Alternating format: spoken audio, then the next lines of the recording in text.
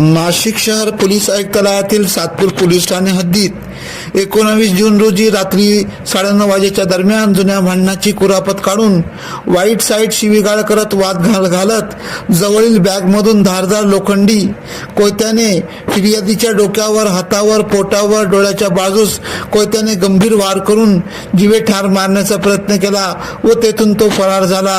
याबाबतचा तपास नाशिक शहर गुन्हे शाखा युनिट क्रमांक 2 चे पोलीस अधिकारी व पोलीस अंमलदार करत असताना गोपनीय माहितीवरून सदर गुन्ह्यातील आरोपी राहुल शांताराम जाधव वय 31 राहणार महादेवनगर भाजी मार्केट मागे सातपूर यास ताब्यात घेतले। त्याने रागाच्या भरात असले कृत्य केल्याची कबुली दिली।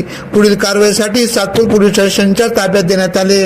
सदरची कामगिरी नाशिक शहर गुन्हे शाखा युनिट क्रमांकचे प्रभारी अधिकारी सहाय्यक पोलीस निरीक्षक हेमंत तोडकर, सहाय्यक पोलीस निरीक्षक डॉक्टर समाधान हिरे यांच्या मार्गदर्शनाखाली पोलीस उपनिरीक्षक संजय साना, पोलीस उपनिरीक्षक मनोहर शिंदे, पोलीस हवालदार चंद्रकांत गवळी, महेश खांडबाहले, तेजस मते, परवीन वानखेडे, पोलीस अंमलदार जितेंद्र वजीरे आदींनी केली। AKP न्यूज साठी ब्युरो चीफ अनवर खान पठाण, नाशिक।